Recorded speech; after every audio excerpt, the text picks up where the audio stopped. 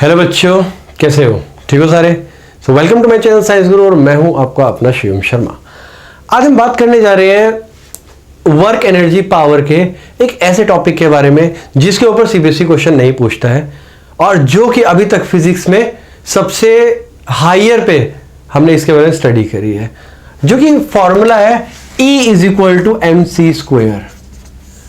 ये लगभग सभी बच्चों ने पढ़ रखा होता है इस फॉर्मूले के बारे में। इनफैक्ट बच्चों ने नहीं, मतलब बड़े लोग या फिर बहुत लोग इस फॉर्मूले के बारे में जानते हैं, बट ये एक्चुअल है क्या?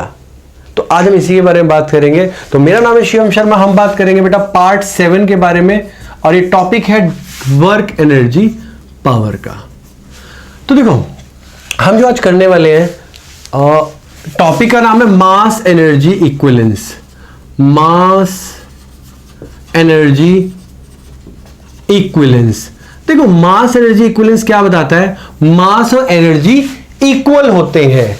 मास एनर्जी इक्विवेलेंस कहता है मास एनर्जी इक्वल होते हैं। बस यही इक्वेशन हमारे पास है बेटा, जो फ्यूचर डिसाइड कर रही है। इसके अलावा कुछ नहीं है। अभी तक हमारी दुनिया है जो या हम है, हम सिर्फ एक और आइंस्टाइन का वेट कर रहे हैं कि कभी एक और आइंस्टाइन आएगा और हमें कभी इस इक्वेशन से ऊपर कुछ देखने को मिलेगा यूनिवर्स के बारे में। तो E=mc² क्या कहता है? देखो, E=mc² कहता है कि अगर कोई मास है, suppose that this is a marker, तो अगर मैं इसको कन्वर्ट कर दूं किसमें? एनर्जी में, तो इसका मास नहीं रहेगा। क्या रहेगी? एनर्जी। और किसी एनर्जी को, लाइट है, लाइट के पास कुछ एनर्जी है, अगर इसको कन्वर्ट करके मैं एक मास में इसको स्टोर कर सकता हूं, इसे कहते हैं मास एनर्जी इक्विवेलेंस। तो मास एनर्जी इक्विवेलेंस बेसिकली कहां से आता है कि कोई भी चीज के पास या तो एनर्जी है या मास है। जिसके पास मास है उसके पास एनर्जी नहीं, जिसके पास एनर्जी है उसके पास मास नहीं है, जिसके पास मास बिल्कुल नहीं है उसके पास सारी एनर्जी है। मतलब बेसिकली क्या बता रही है? Conservation of energy. और कंजर्वेशन ऑफ एनर्जी कहता है कि the energy can neither be created nor be destroyed. ये सिर्फ एक फॉर्म से दूसरी फॉर्म में ट्रांसफॉर्म होती है। जैसे मान लेते हैं हमने क्या किया, सेल लिया, सेल से हमने एक बल्ब को कनेक्ट किया। जब सेल को ऑन करेंगे, सेल के अंदर केमिकल एनर्जी है एंड केमिकल एनर्जी चेंज होगी इलेक्ट्रिकल में। इलेक्ट्रिकल बल्ब को जलाएगी तो इलेक्ट्रिकल किस में कन्वर्ट होगी? हीट एनर्जी में, लाइट एनर्जी में। तो ये क्या है? एनर्जी। मतलब सिर्फ क्या हो क्या रहा है? एक एनर्जी दूसरे में ट्रांसफॉर्म हो रही है। ये मार्कर है, अगर मैं ऊपर फेंकूं, इससे क्या हो रहा है? मेरे पास मस्कुलर पावर है, मैं मैकेनिकल एनर्जी लगाता हूं। जब मैं मैकेनिकल एनर्जी लगाऊंगा तो क्या होगा इससे? या अपने अंदर की एनर्जी लगाऊंगा तो ये किसमें जाएगी? काइनेटिक एनर्जी में। काइनेटिक एनर्जी में जाएगा, एक पॉइंट पे रुक जाएगा, इसमें मैक्सिमम पोटेंशियल एनर्जी होगी। मेरी सारी की सारी एनर्जी पहले काइनेटिक एनर्जी में कन्वर्ट हुई और दिस काइनेटिक एनर्जी जो बीच की थी वो किसमें कन्वर्ट होगी? सारी पोटेंशियल में। इसके बाद ये फॉल करेगा, फॉल करने के बाद धम्म से लगेगा जमीन में और जितनी भी एनर्जी वो सारी सारी हीट और साउंड एनर्जी में चलेगी। तो एक सिस्टम, बेसिकली एक system for an isolated system, जो एनर्जी होती है वो कांस्टेंट होती है। और हम मानते हैं कि ये जो यूनिवर्स है हमारा, ये एक आइसोलेटेड सिस्टम है और इसके अंदर जितनी भी एनर्जी रहेगी वो कांस्टेंट रहेगी। तो मास एनर्जी इक्विवेलेंस ने हमें बहुत अच्छी इक्वेशन दे रखी है, E=mc², where E is energy, जो C है यहां पे वो है speed of light, which is equal to 3 × 10⁸ metre per second. And जो M है यहां पे वो है बेटा रेस्ट मास। बॉडी का जो रेस्ट मास है उसको कहा जाता है, मतलब यहां पे मास लेते हैं, किसमें लेते हैं? केजी में भी ले सकते हैं, ग्राम में भी ले सकते हैं। तो जितने भी, अगर मान लो मैं एक सिंपल एग्जांपल देता हूं। मान लेते हैं बेटा एक इलेक्ट्रॉन है और एक हमारे पास पॉजिट्रॉन है। तो मैंने यहां पे लिया बेटा एक इलेक्ट्रॉन और एक लिया साथ में पॉजिट्रॉन। जब ये दोनों कंबाइन करेंगे, ऐसा करते हैं, इनको एज अ पार्टिकल यूज करते हैं। मान लेते हैं बेटा एक पार्टिकल ये रहा, एक पार्टिकल ये रहा, ये इलेक्ट्रॉन है, ये पॉजिट्रॉन है। जब दोनों आएंगे तो क्या होगा? दोनों ब्लास्ट होंगे। ब्लास्ट होने के बाद ये दोनों डिस्ट्रॉय हो जाएंगे, जिस प्रोसेस को बोला जाता है, आइंस्टाइन ने इसके बारे में दिया था हमें, एनिहिलेशन ऑफ मैटर। तो एनाइलेशन ऑफ मैटर होता है बेसिकली डिस्ट्रॉय होना। एनाइलेशन मतलब किसी चीज को डिस्ट्रॉय करना। तो जब इलेक्ट्रॉन और पॉजिट्रॉन आपस में कंबाइन होंगे तो क्या होगा? ये ब्लास्ट हो जाएंगे और ब्लास्ट होने के बाद ये कुछ गामा रेज छोड़ेगा and this gamma rays are energies. मतलब यहां से बेसिकली प्रूफ आया है। ये एप्लीकेशन है जो हम एप्लीकेशन आजकल की लाइफ में यूज करते हैं इसको। अब न्यूक्लियर पावर प्लांट है, न्यूक्लियर पावर प्लांट में भी हम यही करते हैं। क्या करेंगे? कुछ मास को एनर्जी में कन्वर्ट कर दिया जाता है। न्यूक्लियर पावर प्लांट में मान लो यूरेनियम है, तो यूरेनियम एक रेडियो एक्टिव एलिमेंट है, तो हम क्या करते हैं, यूरेनियम का कुछ पार्ट को बम्बार्ड करवाते हैं किसी हाई स्पीड पार्टिकल से। जब ये उसमें टकराता है तो कुछ पार्टिकल्स निकलेंगे उसमें से, और कुछ पार्टिकल्स निकलेंगे और कुछ रेडिएशन निकलेंगे। उस रेडिएशंस को हम एज अ एनर्जी यूज करते हैं। अब इनके जो रेडिएशन होते हैं बेटा, इनकी हीट बहुत ज्यादा है, और इसी हीट को हम यूज करते हैं इलेक्ट्रिसिटी जनरेट करने के लिए। अभी तक इतने ज्यादा न्यूक्लियर पावर प्लांट है नहीं, अगर देखी जाए तो मेरे ख्याल से वर्ल्ड वाइड 5% ही यूज हो रहे हैं, और 90% हमारे देश में तो बेटा कोयला यूज हो रहा है। कहने की बात है, देखो अगर हम ध्यान दें, चलो इस बात पे बेटा टॉपिक पे याद आ गया मुझे, एक होती है पेट्रोल कार्स, डीजल कार्स जो बेसिकली फ्यूल यूज कर रही है, और एक कर रही है यूज जो इलेक्ट्रिक कार्स है। सबसे पहली चीज बेटा, इलेक्ट्रिक कार महंगी पड़ती है। रीजन, क्योंकि इलेक्ट्रिक कार्स कहां से आ रही है सारी, मतलब इलेक्ट्रिसिटी कहां से आ रही है, बेसिकली वो आ रही है कंबशन ऑफ कोल से। हमारे देश में 90% में से कुछ वहां हो गया 75% मान के चलो, 75-76 होगा। 75% जो इलेक्ट्रिसिटी बनती है वो हमारी कंबशन ऑफ कोल से बनती है ना। कंबशन ऑफ कोल, एमिशन हुई, मतलब पॉल्यूशन तो पहले ही हो गया है, अब तो इलेक्ट्रिसिटी यूज करके हम सिर्फ कार चला रहे हैं। इलेक्ट्रिसिटी कहां से आ रही है, बन थोड़ी रही है कहीं, हम मार्केट में थोड़ी बना रहे हैं, तो वहां पर ही पॉल्यूशन ही हो रहा है। और यहां क्या होता है, यहां भी एमिशन होती है, तो पॉल्यूशन यहां भी है वहां भी है। तो इलेक्ट्रिसिटी प्लस इलेक्ट्रिसिटी का जो इलेक्ट्रिक कार्स होती हैं उनके ऊपर टैक्स ज्यादा लगता है, मतलब गवर्नमेंट ज्यादा कमाई करती है उसके ऊपर, तो कुछ ज्यादा फर्क नहीं पड़ता। हम कहते हैं कि इन्वायरमेंट फ्रेंडली है, इन्वायरमेंट फ्रेंडली इकोनॉमिकली ठीक है, ऐसा कुछ नहीं है। मतलब कैसे हुआ, पोल्यूशन फ्री कैसे होगी, इलेक्ट्रिसिटी भी तो कहीं ना कहीं से आती है ना, इलेक्ट्रिसिटी हम घर में थोड़ी बना रहे हैं। तो वो जो इलेक्ट्रिसिटी आ रही है उसमें तो कोल बर्न हो रहा है, कोल बर्न हो रहा है तो वहां पे भी तो एमिशन हो रही है पार्टिकल्स की, अनबर्न पार्टिकल तो वहां भी है, एंड पॉल्यूशन तो वहां पे भी क्रिएट हो रहा है। तो कुछ भी बेटा ये सब स्कैम है और कुछ नहीं है। एनीवेज, तो हम बात करते हैं बेटा इलेक्ट्रॉन और पॉजिट्रॉन के बारे में। इन दोनों को हमने बम्बार्ड करवाया, जब इन दोनों की लड़ाई करवाई तो क्या हुआ, ब्लास्ट हुआ। ब्लास्ट हुआ, पार्टिकल डिस्ट्रॉय हो गए, नेगेटिव पॉजिटिव डिस्ट्रॉय हुआ, न्यूट्रल कुछ नहीं बचा, कोई पार्टिकल नहीं बचा। लेकिन साथ में क्या निकली, गामा रेज। गामा रेज क्या होती है, बेसिकली रेज होती है, इनके बारे में आगे पढ़ोगे तुम +2 में हायर क्लासेस में। तो gamma rays basically electromagnetic waves होती है जिनकी फ्रीक्वेंसी बहुत ज्यादा होती है। नो, तो एनाहिलेशन ऑफ मैटर ये था हमारे पास। दूसरा बेटा हम क्या करते हैं, एनर्जी को मास में कन्वर्ट करते हैं। एनर्जी को मास में कन्वर्ट करते हैं कैसे, देखो अगर हम बात करें बेटा, इस प्रोसेस को हम बोलते हैं पेयर प्रोडक्शन। अब पेयर प्रोडक्शन क्या काम करता है, ध्यान देंगे, पेयर प्रोडक्शन क्या काम करते हैं। मान लेते हैं बेटा एक हैवी न्यूक्लियस है, एक एटम है, एंड एटम के अंदर एक हैवी न्यूक्लियस है, दिस इज न्यूक्लियस। तो जब इसको किसी मतलब हाई एनर्जेटिक पार्टिकल से बम्बार्ड करवाएंगे, या फिर मान लेते हैं बेटा कि यहां से एक फोटोन आया, हाँ कह सकते हैं, तो गामा रेज फोटोन, ये फोटोन है और ये एनर्जी लेके आया। तो जब ये फोटोन लेके आएगा, इसके ऊपर बम्बार्ड करेगा, बम्बार्ड करने के बाद ये अपनी सारी की सारी एनर्जीज न्यूक्लियस को दे देगा, जिसकी वजह से इसका मास इंक्रीज हो जाएगा। और ऐसा प्रैक्टिकल केस में पॉसिबल है। तो होता क्या है, बेसिकली फोटोन इलेक्ट्रॉन में कन्वर्ट हो जाता है, इलेक्ट्रॉन को एनर्जी देता है, तब वो मूव करते हैं। और अगर फोटोन को मूव करते हैं तो फोटोन का कोई मास नहीं होता है। फोटोन और इलेक्ट्रॉन को बहुत जगह पे इक्विवेलेंट बताया गया है। मतलब अगर तुम हायर क्लासेस में फोटो इलेक्ट्रिक इफेक्ट देखोगे तो उसमें क्या होता है, फोटोन्स यहां से आएंगे, वो अपनी एनर्जी इलेक्ट्रॉन्स को देंगे, जिसकी वजह से इलेक्ट्रॉन जंप करते हैं। ये किसमें आया था, जो कैथोड डिस्चार्ज ट्यूब है, या फिर बहुत सारे ऐसे एक्सपेरिमेंट है जिनमें ये यूज होता है। तो मैंने बेसिकली बताया कि हाई एनर्जी फोटोन आया। फोटोन बेसिकली क्या होता है, एक ऐसा पार्टिकल जिसके पास बहुत सारी एनर्जी होती है, और यही पार्टिकल लाइट के अंदर होते हैं। तो फोटोन जो लाइट होती है basically it is electromagnetic wave, अगर हम वेव की फॉर्म में लेंगे। अगर हम मैटर की फॉर्म में लेंगे तो इसके अंदर एक पार्टिकल होता है जिसको बोला जाता है फोटोन, और फोटोन के अंदर एनर्जी होती है। डिपेंड करता है लाइट के अंदर कितने फोटोन्स है, उतनी उसके पास एनर्जी होगी। और अगर हम इसकी बात करें mc² बेटा, फोटोन की एनर्जी भी ऐसे निकलती है, E = h/nu। जितनी फ्रीक्वेंसी की लाइट है, मान लो गामा रेज है तो गामा की फ्रीक्वेंसी यूज होगी। h इज प्लैंक्स कांस्टेंट, जो है प्लैंक्स ने दिया था। बात करेंगे अभी इसके बारे में भी, अभी मैं बेसिकली इंट्रोडक्शन दे दूं। तो जो फोटोन है जब न्यूक्लियस पे बम्बार्ड करेगा, इसके बाद क्या होगा, ये अपनी एनर्जी इसे दे देगा, और जब एनर्जी देगा तो इसका कहीं ना कहीं मास बढ़ जाएगा। अब एक चीज क्या होती है, मान लेते हैं बेटा मेरे पास यहां पर 10 इलेक्ट्रॉन है, और मेरे पास यहां पर सॉरी हम करते हैं इसको न्यूट्रॉन लेते हैं, छोड़ो 10 न्यूट्रॉन है, और यहां पे 10 प्रोटॉन है। जब इन दोनों का अलग मास निकालूंगा मैं, अगर इन दोनों का मास अलग निकालूंगा तो मान लेते हैं बेटा m1 आया, मतलब मैंने क्या किया, प्रोटॉन प्लस न्यूट्रॉन को जब प्लस किया इनका मास तो क्या आया, m1 आया। लेकिन अगर मैं बात करूं न्यूक्लियस की, न्यूक्लियस के अंदर भी सेम प्रोटॉन प्लस न्यूट्रॉन है, बट ये दोनों के दोनों कंबाइन होकर बैठे हैं एक छोटी सी स्पेस में। तो क्या होना चाहिए, तुम्हें क्या लगता है, जब ये पास आएंगे तो मास बढ़ेगा या कम होएगा? बेटा कभी भी जब चीजें टकराती है तो एनर्जी लिबरेट होती है। जब एनर्जी रिलीज होगी तो इसका मास कुछ और होएगा, इसका मास कुछ और रहेगा, इसका मास कम होगा, इसका मास ज्यादा होगा। तो जब ये मास, क्योंकि जब टकराएंगे, जब ये पास में आएंगे तो कुछ एनर्जी जनरेट होगी और उसी एनर्जी की वजह से इनका मास कम हो जाएगा। क्लियर है? तो इसका मास ज्यादा होता है, इसका मास कम होता है, और इस कंसेप्ट को बोला जाता है मास डिफेक्ट। ये भी हायर क्लासेस में पढ़ोगे। तो बेसिकली मैं इंट्रोडक्शन दे रहा था, अब हम टॉपिक पे आते हैं और टॉपिक के बारे में बात करते हैं। हाँ, तो मैं बता रहा था mass energy equivalence. Mass energy equivalence basically क्या होता है, वो कहां चला गया मेरा कपड़ा साफ करने के लिए,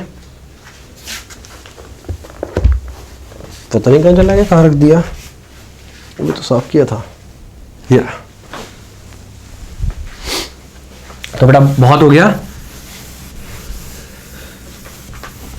हाँ, तो मैं बता रहा था पेयर प्रोडक्शन, दो तरह के बताए थे मैंने। एक बताया था एनहाइलेशन ऑफ मैटर, मतलब मैटर का डिस्ट्रॉय होना। तो मैटर कभी भी डिस्ट्रॉय होता है तो उसमें एनर्जी लिबरेट होती है। और ऐसे हमने बताया पेयर प्रोडक्शन, तो कोई भी एनर्जी आएगी वो बेसिकली एक इलेक्ट्रॉन और पॉजिट्रॉन, मतलब प्रोटॉन बना रही है बेसिकली अलग अलग करके, पॉजिट्रॉन और इलेक्ट्रॉन बना रही है। ठीक है, ये पार्टिकल्स में क्या फर्क होता है बेटा, इसके लिए मेरे को स्पेशल वीडियो बनानी पड़ेगी। बहुत सारे पार्टिकल्स होते हैं, क्वार्क्स, ये मेसॉन्स वगैरह सब मेरे को बताने होंगे, तो एक वीडियो बनाएंगे जिसमें सारे पार्टिकल्स के बारे में बात करेंगे।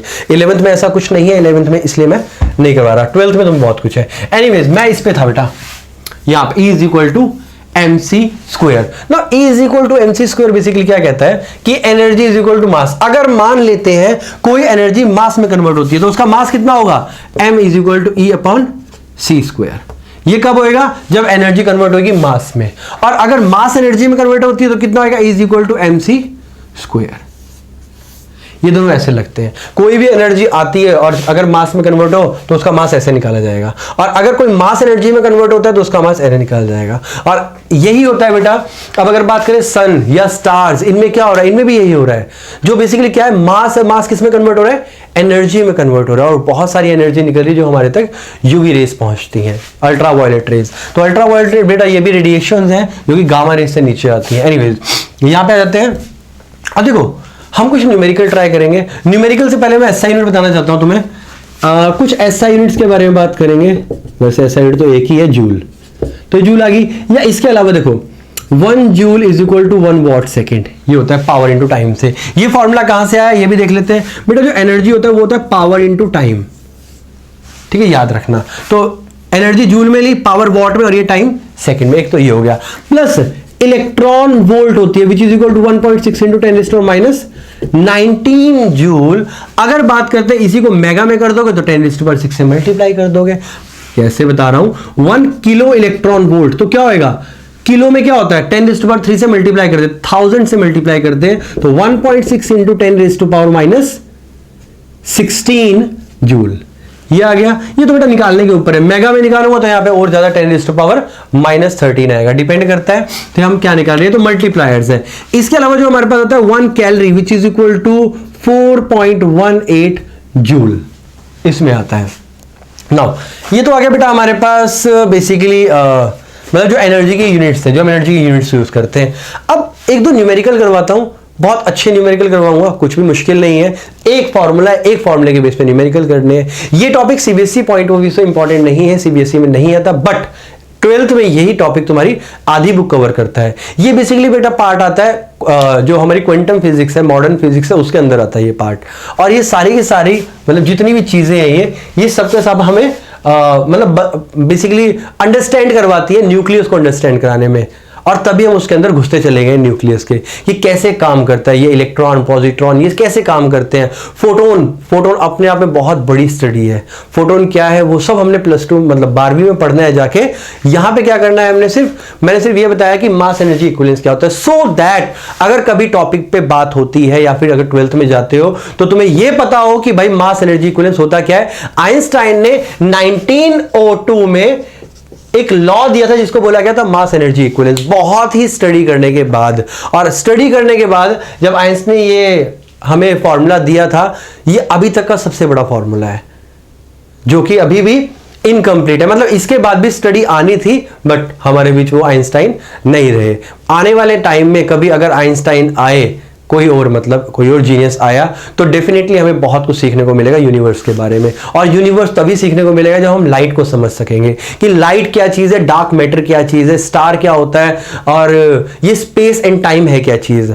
तो ये सारी स्टडी हमने 12th में पढ़नी है, इतनी ज्यादा हमारे पास है भी नहीं, तो जितनी है वो हम 12th में पढ़ लेते हैं। इसके बाद की स्टडी कभी अगर आएगी तो वैसे भी सीबीएसई का सिलेबस है बेटा, एनसीईआरटी अपडेट करती नहीं अपने सिलेबस को। बहुत पुराना सिलेबस पढ़ रहे हो तुम, कब का, 92 93 का, शायद उससे ही पुराना। 94 में मैंने पढ़ा था 10th क्लास में, +1 +2 में जब पढ़ा था उस टाइम, मतलब 11th 12th में। तो उस टाइम जो हमने पढ़ा था सेम चीजें हमने पढ़ी थी, सेम चीजें तुम पढ़ रहे हो। अब तो इनफेक्ट क्या हो रहा है, रेशनलाइज का बहाना देके उसको क्या कर दिया, सिलेबस को और ज्यादा कम कर दिया गया है। बट होना क्या चाहिए, कुछ सिलेबस इसमें से निकलना चाहिए, बेसिकली शॉर्ट होना चाहिए, और कुछ न्यू सिलेबस ऐड होना चाहिए। अब इसमें क्या होता है, 10th क्लास तुम पढ़ते हो, 10th क्लास इतनी सी फिजिक्स है तुम्हारी, फिर जब तुम 11th में आते हो, 11th में आने के बाद इतनी फिजिक्स बन जाती है, तो उसको कैसे पकड़ पाओगे। अब तुमने कभी पढ़ा ही नहीं होता कि जो हम 11th में पढ़ते हैं, तो कुछ 11th के कंसेप्ट 10th क्लास में ऐड होने चाहिए। 10th क्लास का इतना सा सिलेबस अगर तुम साल में करोगे तो शायद 6 से 7 बार सिलेबस हो जाता है, इतना कम सिलेबस है। फिजिक्स के नाम पे बेटा सिर्फ 2-3 चैप्टर दिए हुए हैं, एक लाइट, इलेक्ट्रिसिटी, मैग्नेट, उसमें कुछ नहीं, उसमें भी, और उसमें से ही बेटा मैग्नेट में से इलेक्ट्रोमैग्नेटिक इंडक्शन कटवा चुके हैं इस साल 2023 में रेशनलाइज के नाम पे। 2 साल कोविड की वजह से कटा हुआ है, और इस साल तो वैसे बुक्स में नहीं आया। प्लस एक और स्कैम बेटा, बुक्स के पेजेस कम होते जा रहे हैं, लेकिन जो एमआरपी है वो 5-7 रुपए ऊपर ही जा रहा है। पेजेस 10th क्लास की बुक में जो पेजेस होते थे वो 281 समथिंग होते थे, आज 218 रह गए। तो उनके अंदर पेजेस में कितना डिफरेंस है, अप्रॉक्सीमेटली 60 पेजेस कम हुए। लेकिन एनसीईआरटी का प्राइस देखो, पहले था 190 और अब है 195, कुछ नहीं बदला, सब वैसे ही है, स्कैम बस। तो बेसिकली मेरा कहने का मतलब, ये मैं पॉइंट आउट नहीं कर रहा हूं, मेरा कहने का मतलब ये है बस कि हमारे सिलेबस में और ज्यादा अच्छा हो सकता है, कुछ इससे ज्यादा अच्छा सिलेबस हमारा रेडी हो सकता है। बहुत अच्छे हमारे पास तो एक्सपर्ट्स हो गए अब तो होना चाहिए उसे। एनीवेज हम न्यूमेरिकल करते हैं। देखो एक न्यूमेरिकल है, वो कह रहा है how much mass is converted into energy per day in Tarapur nuclear power plant. बेटा तारापुर में एक न्यूक्लियर पावर प्लांट है जहां पे कुछ % हम लोग एनर्जी जनरेट करते हैं। Tarapur power plant, nuclear power plant basically. वो कह रहे हैं कि एक दिन में कितना मास यूज करता है so that plant operated at 10⁻⁷ kilowatt. जो पावर यूज होती है वो होती है 10⁻⁷ किलोवाट। इस पावर पे बेटा ऑपरेट हो रहा है, वो पूछ रहा है बताओ मास कितना यूज होगा। तो इसके लिए हमें एनर्जी निकालनी पड़ेगी। हमें पता है मास एनर्जी इक्विवेलेंस क्या कहती है, is equal to mc², and we also know power into time, हमें ये भी पता है। तो दोनों फॉर्मूले पता है, इक्वेट कर देते हैं। तो power into time is equal to mc²। जब इसको करूंगा पावर कितनी, 10⁻⁷। पर डे की बात कर रहा है बेटा, पर डे मतलब 24 hours 60 minute and 60 seconds upon, ये इधर आएगा सीज, तो 3 × 10⁸ का square is equal to m। So m is equal to, ये आया हमारे पास 24 × 6 × 6 × 10⁷, ये रहा 2 ये रहा, तो क्या आया 9 अपॉन 3 3 9 × 10⁻18 2 16। तो इसे हम सॉल्व करेंगे बेटा। तो पहले यहां से सॉल्व कर लेते हैं। 3 2 6, 3 3 9, 3 1 3, 3 2 6। तो m is equal to 2 2 4, 24 4 96 and 96 multiply 10⁻, हमारे पास 9 है, 9 माइनस 16 है, तो कितना आया, m is equal to 96 × 10⁻7 kilogram, यही आएगा। Let me check first. 10⁻7 kilowatt. बेटा एक चीज गलती करके हम यहाँ पे किलोवाट दे रखा था, तो हम क्या करने वाले हैं, यहाँ पे किलोवाट की जगह वॉट में कन्वर्ट करेंगे, एंड सेम यहाँ पे ही मल्टीप्लाई हो जाएगा ऐसे ही। तो जब यहाँ पे ही मल्टीप्लाई होगा 10⁻3 से, तो m क्या है हमारे पास 96 × 10⁻⁻4 या 4 किलोग्राम ऐसा यूनिट में ये आ गया। अगर ग्राम में निकालते हो समथिंग 0.96 ग्राम आएगा, मतलब 0.96 ग्राम सिर्फ यूज होता है। सॉरी 9.6 आएगा, कितना आएगा, किलोग्राम है, किलोग्राम से ग्राम में करेंगे, 1000 से मल्टीप्लाई कर देंगे तो 9.6 ग्राम। तो 9.6 ग्राम मतलब 9.6 ग्राम में जो एनर्जी यूज हो रही है पावर कितनी हो रही है, इतनी पावर पे ऑपरेट हो रहा है। ठीक है, और ऐसी जगह बेटा रेडियो एक्टिव एलिमेंट्स को यूज किया जाता है, पोलोनियम, थोरियम या फिर हमारे पास यूरेनियम जो मास्टर है बेसिकली ना। दूसरा न्यूमेरिकल देखते हैं, 2-3 न्यूमेरिकल देखेंगे बेटा। न्यूमेरिकल कराने को तो बहुत सारे करा सकता हूं मैं इसके। देखो एक क्वेश्चन है हमारे पास, ये वाला करते हैं। About 4 × 10⁹ kg of metal is converted into air. कितना? 4 × 10⁹ kg किसमें कन्वर्ट हो रहा है? एनर्जी में। अब तुम्हें पता लग रहा होगा बेटा ये मास बहुत ज्यादा है, जब इतने मास में इतनी पावर हो रही है तो इतने में बहुत सारी एनर्जी होगी। तो क्वेश्चन पढ़ते हैं पूरा, क्या कह रहा है वो। About 4 × 10⁹ kg of metal is converted into energy in the sun each second. बस आगे ना कहां पे हो रहा है बेटा? सन में हो रहा है, और सन में तो इतनी एनर्जी हो सकती है कितनी देर में? 1 सेकेंड में। Now this said what is the power out of the sun. तो बताओ पावर आउटपुट कितनी होगी। हमें पता है कि E = mc² होता है और E = pt होता है। अगेन सेम क्वेश्चन, बिल्कुल सेम क्वेश्चन है, बिल्कुल सेम कंसेप्ट है, बस क्या किया उसने? स्टेटमेंट को अलग कर दिया है। Now power into time = mc²। Power हमारे पास निकालनी है, m हमारे पास 4 × 10⁹ है, अपॉन टाइम 1 सेकेंड है तो 1 आ गया, c की वैल्यू है 3 × 10⁸ का स्क्वायर। जब सॉल्व करूंगा तो 4 × 3 3 = 9 इंटू 10⁹ प्लस 8 2 16। तो आंसर आया हमारे पास 36 × 10⁹ 15 वॉट। और अगर इसको सॉल्व करेंगे तो 3.6 × 10⁻16 वॉट। किलोवाट में करेंगे तो 3.6 × 10⁻13 किलोवाट। मेगावाट में कर सकते हो बहुत सारे, गीगावाट में कर सकते हो बहुत सारे मल्टीप्लायर्स होते हैं। एक बार आंसर चेक कर लेते हैं बेटा, काफी बार मेरी गलतियां हो जाती है, मुझे लग रहा है इस बार भी हुई है। 8 × 16 9, मैंने माइनस कर दिया ना अगेन। 16 और 9 45, और यहाँ आ गया 25, सॉरी यहाँ आ गया 26, और यहाँ पे कितना आएगा? अगेन 26।